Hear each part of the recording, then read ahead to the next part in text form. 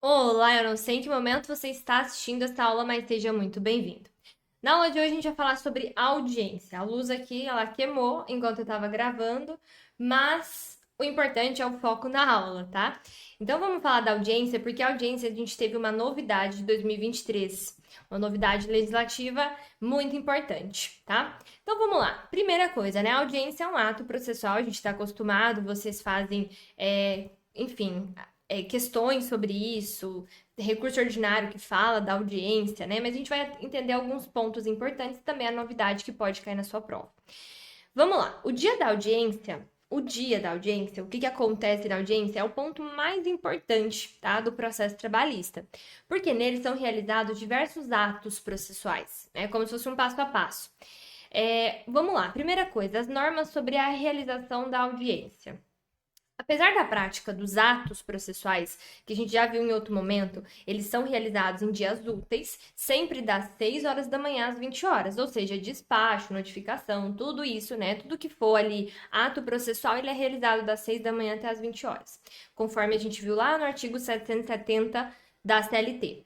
A audiência, ela possui uma regra diferente, tá? Ela possui uma regra específica para sua realização, conforme a gente tem no artigo 813. Vamos lá para o artigo 813. Aqui vai ficar ruim de ler, vou tentar ler com vocês, mas abram aí na CLT. As audiências dos órgãos da Justiça do Trabalho serão públicas e realizar-se-ão, né, na sede do juiz do tribunal em dias úteis. Então, grifa, né, dias úteis para você saber que a audiência é sempre, né, em dias úteis, previamente fixados, e aqui eu quero que vocês grifem o horário. Então, entre as 8 e 18 horas, não podendo ultrapassar 5 horas seguidas, a não ser que seja caso de urgência, tá? Então, a audiência, via de regra, ela deve ser marcada entre às 8 horas da manhã e às 16 horas, às 18 horas, tá? Que são as 6 horas da tarde. E ela não pode ultrapassar 5 horas de audiência seguidas, a não ser que for uma matéria de urgência, tá? Então, nesse caso, tem a exceção. Outro ponto importante é o comparecimento das partes, tá? Em audiência. Então, como que funciona? A gente acaba vendo isso, né, nas peças aqui, mas quando o reclamante aparece, quando o reclamado não aparece. Então, ele tá onde? Lá nos artigos 843 e 844. Não, 843 e 844 da CLT. Vamos lá. Ó, artigo 8. Deixa eu já mostrar para vocês a novidade legislativa. A gente vai voltar aqui nesse artigo, mas já que vocês estão com a CLT de vocês aberta no 813, vai lá para o 815, tá? O 815, a gente vai voltar aqui, mas ele fala que as audiências deverão estar presentes, né? Comparecendo com a necessária antecedência os escrivães e secretários. Não, é o 815, né? 815, ó. A hora marcada, o juiz ou presidente declarará aberta a audiência sendo feita pelo secretário ou escrivão a chamado das partes testemunhas. Aí a gente teve, então, antigamente tinha só o parágrafo único desse artigo do 815, tá? Antes de 2023. E agora, com 2023, a gente acrescentou o parágrafo primeiro, segundo e terceiro do artigo 815. Então, ó, se até 15 minutos, tá? Após a hora marcada, o juiz, o presidente ou o presidente não houver comparecido, os presentes poderão retirar-se, devendo o ocorrido constar do livro de registro das audiências. Então, né, a gente tinha esse artigo já aqui, só que ele era o quê? Ele era no parágrafo único, então agora acrescentou o parágrafo primeiro, então aqui é até 15 minutos, teve a hora marcada da audiência. O juiz não compareceu, as partes podem se retirar.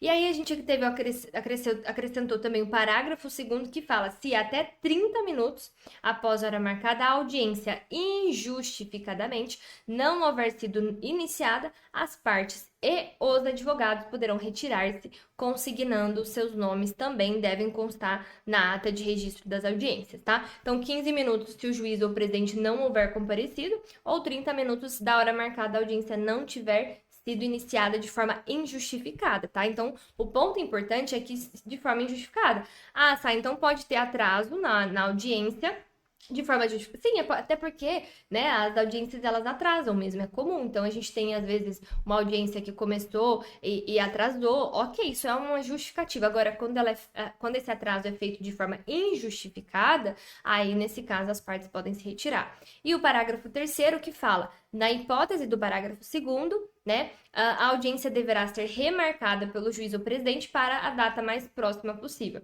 vedada a aplicação de qualquer penalidade às partes. Então, né, teve esse atraso de forma injustificada, as partes foram embora, as partes não vão incorrer nenhuma pena, tá? É isso que ele está falando aqui. Perfeito. Então, vamos voltar aqui para o comparecimento das partes, lá do artigo 843. Então, vamos agora lá para o artigo 843. Ó, audiência de julgamento, tá? Na audiência de julgamento deverão estar presentes o reclamante e o reclamado, logicamente, né, os interessados, independentemente do comparecimento dos seus representantes, salvo, então grifem sempre o salvo, né, porque o salvo, ele apresenta uma exceção, salvo nos casos de reclamações plurimas, né, reclamatórias plurimas ou ações de cumprimento, quando os empregados poderão fazer-se representar pelo sindicato da sua categoria, tá? Então, aqui é uma exceção. E aí temos, então, o parágrafo 1º, que ele fala que é facultado ao empregador fazer substituir pelo gerente ou qualquer outro preposto que tenha o que conhecimento dos fatos e cujas declarações obrigarão o preponente. Pessoal, o preposto, ele não precisa ser, ó, tanto que tá no parágrafo 3º, esse preposto que vai à audiência no lugar do empregador, ele não precisa ser empregado da parte reclamada, tá? Ele não precisa ser, ele só precisa ter conhecimento dos fatos, ok? E aqui ele fala, né? Então, o parágrafo 2º, se por doença ou qualquer outro motivo poderoso, então tem que ser um motivo muito poderoso aqui, ou motivo poderoso devidamente comprovado, não foi possível o empregado comparecer pessoalmente, poderá fazer-se representar por outro empregado que pertença à mesma profissão ou pelo seu sindicato, tá? Então, muito legal essa informação aqui pra gente também. Então tá, comparecimento das partes, sempre que você ficar em dúvida sobre isso, tá no 843 e 844, que afirma essa necessidade das partes estarem presentes no ato, independentemente, então, dos seus representantes, né? Ou seja, o comparecimento, ele é pessoal. A presença apenas do advogado acarretará o quê? Consequências pela ausência da parte, porque em relação ao advogado, a regra é a sua facultatividade, ou seja, aqui a gente tem o jus postulante, né? O que não ocorre, regra geral com as partes.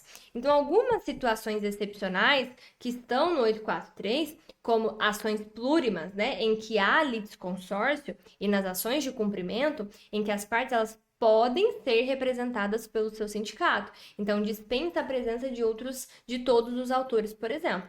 E o parágrafo 1º, então, ele permite ao empregador ser representado pelo preposto.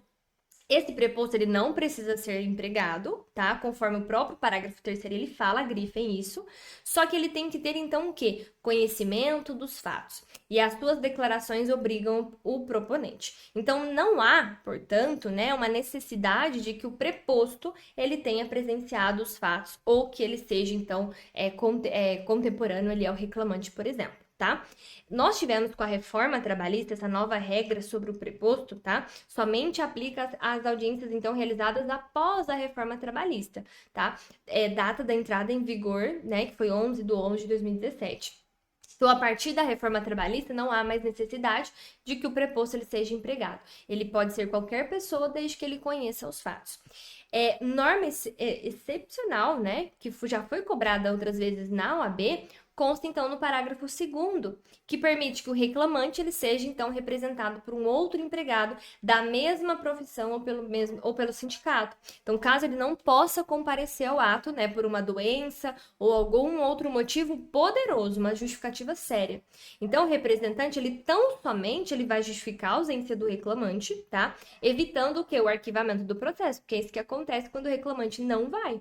Tá? Então, para evitar que seja arquivado o processo, ele manda, então, o empregado da mesma profissão ou do sindicato para justificar. Então, não cabe a ele a prática de qualquer outro ato processual. Ele só vai para evitar mesmo que esse processo seja o quê? Arquivado. Mas quais são, então, as consequências da ausência das partes em audiência, né? Então, esse questionamento já foi cobrado na OAB e ele está onde, então? No artigo 844. Tá? Logo abaixo, então, ó, o não comparecimento do reclamante, né, o funcionário, que é o principal interessado na ação, a audiência vai o quê? O processo será arquivado, ou seja, ele vai ser extinto sem resolução do mérito, sendo o reclamante o pagamento de custas processuais, ainda que ele esteja beneficiário da justiça gratuita, tá? Então, ó, conforme o parágrafo 2º. Só que ele poderá, o reclamante, no prazo de 15 dias, demonstrar que a ausência dele decorreu de um motivo justificável. Então, se houver esse motivo justificável, ele vai ser isento de pagamento de custas, tá? Mas se em 15 dias ele não justificar, ele vai pagar as custas processuais, ainda que beneficiar da justiça gratuita. Então, cuidado, porque a FGV pode colocar uma questão falando que fulano de tal, né, ele não compareceu à audiência, motivo que o juiz arquivou o processo e ainda, né, ali cobrou as custas processuais, sendo que ele era beneficiário da justiça gratuita, mas ele não justificou em 15 dias a sua ausência. Então, essas custas podem ser cobradas aqui, tá? Então, caso mantida, então, a condenação ao pagamento das custas, o parágrafo 3º ele fala que o pagamento da quantia é indispensável ao ajuizamento de uma nova demanda, tá? Então, ó, o pagamento das custas a que se refere o parágrafo 2º é uma condição para a propositura de nova demanda. Então, ou você paga ou você não vai ajuizar uma nova demanda trabalhista, tá? E o que acontece se o reclamado, a empresa, né, o réu, ele não comparece à audiência? Será um reclamado, então, considerado o quê? Revel. E o principal efeito é a presunção de veracidade dos fatos afirmados na petição inicial. Então, ele é revel, veracidade dos fatos. Tá? Ah, tá, mas e se acontece... Opa, sumiu aqui. Mas e se acontece se ambos, né? Se ambos aqui não comparecem? O processo também vai ser arquivado. Já que o primeiro a ser chamado no pregão, né? Que o pregão é o momento ali que é chamado a audiência, é o reclamante, né? Que o primeiro a ser chamado no pregão é o reclamante. E se ele já não se encontra no local, o processo já é arquivado de imediato, tá? Então, por ser um dos artigos mais cobrados na prova, não deixem de grifar o 844, que fala da ausência das partes. Porém, como tudo no direito, né? A gente tem o quê? Uma situação excepcional que deve ser analisada. Tá sumindo aqui para mim? Aqui, voltou. Deve ser analisado aqui, né, de uma forma excepcional, é o que está na súmula 9 do TST, que fala que a ausência do reclamante em uma audiência em prosseguimento, ou seja, quando ela é adiada, né, quando é adiada a primeira audiência por qualquer motivo, vamos lá para vocês verem. Súmula 9 do TST. Súmula 9 do TST. E se não tiver uma remissão no 844, façam a remissão da súmula 9. Então, súmula 9 do TST, ó. A ausência do reclamante, quando adiada a instrução após contestada a ação, então houve ali, né, a contestação, mas ela foi adiada por algum momento, não importa o arquivamento do processo. Então, é muito importante vocês saberem que, ó, teve ali, né, a instrução, já aconteceu a contestação, e ela foi adiada nesse momento, o reclamante não compareceu, nesse momento da instrução, depois de apresentada a contestação, não importa o arquivamento do processo. Tá? Então, haverá ou não o arquivamento o arquivamento depender da apresentação ou não da defesa pelo reclamado. Então, vamos lá. Como assim, Sá? Imaginemos as seguintes situações. A audiência estava marcada para o dia de hoje, mas não ocorreu porque o reclamante faltou.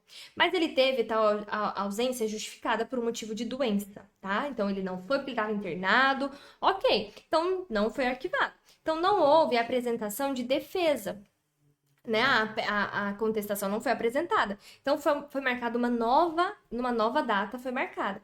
Caso o reclamante, né, o funcionário, ele falte na data da segunda audiência, o processo será arquivado porque não houve a apresentação de defesa, o quê? Na primeira, entenderam? O momento aqui depende da apresentação ou não de defesa pelo reclamado. Então, nesse caso, mesmo que ele justificou da primeira vez, na segunda vez que ele não teve defesa, vai ser arquivado.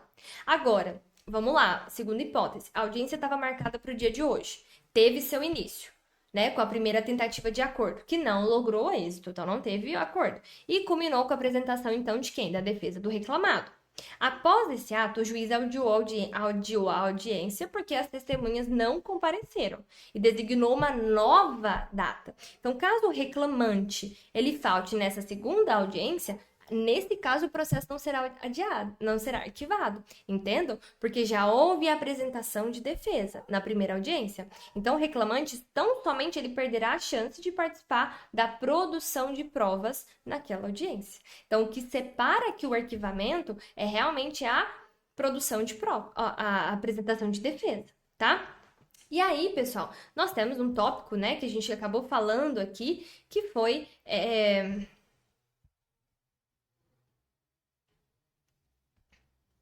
a gente teve também o artigo 844, enfim, que foi mantida, tá? Nada aqui. Vamos lá, atraso das partes e do juiz. Então, como vocês viram, né, a gente tem essa novidade de 2023, mas vamos lá. Então, é um tema também fácil de ser compreendido quando acontece o atraso das partes e também do juiz. Então, isso é extremamente importante para a OAB, tá? Então, vamos lá, o artigo 815 que a gente leu, né, o magistrado ele pode se atrasar até 15 minutos, devendo as partes aguardá-lo dentro desse período. E aí elas podem se retirar, né, depois desse limite. E aí nós temos no 815 também o fato que eu falei para vocês, que é o prazo de 30 minutos ali, se a audiência não tiver sido iniciada sem justo motivo, o que acontece? As partes também podem se retirar e elas não sofrem penalidade.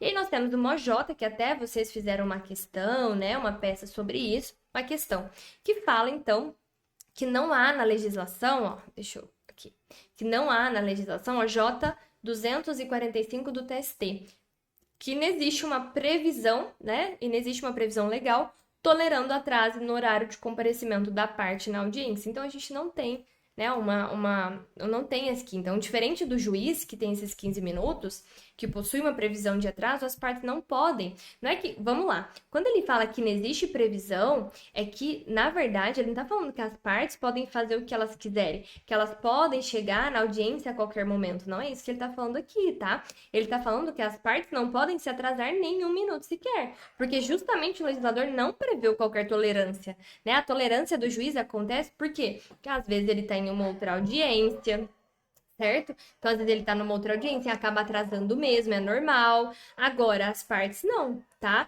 Então, o legislador não previu qualquer tolerância, o que é confirmado, então, pela OJ, que diz não haver previsão de atraso.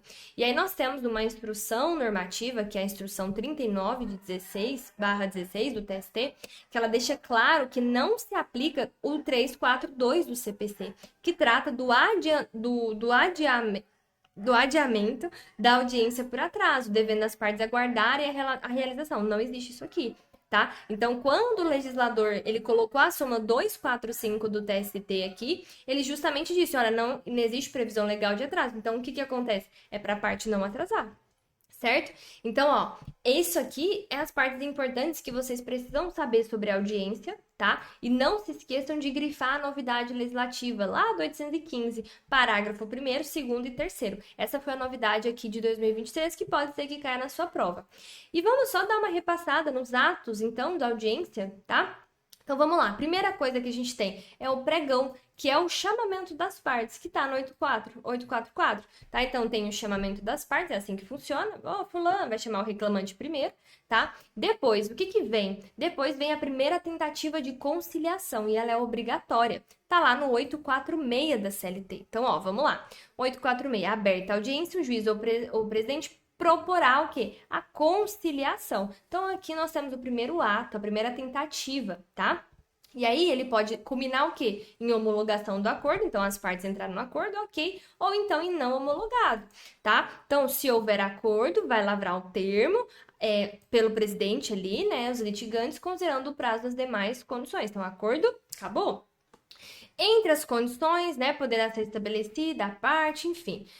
Aí o 847 fala, não havendo acordo, grifem isso aqui, o reclamante terá 20 minutos, tá? O reclamante, ou reclamado. Então, grifem aqui, ó. Então, não houve acordo. O reclamado, ele terá 20 minutos para aduzir a sua defesa, após a leitura da reclamação, quando essa não for dispensada por ambas as partes, tá?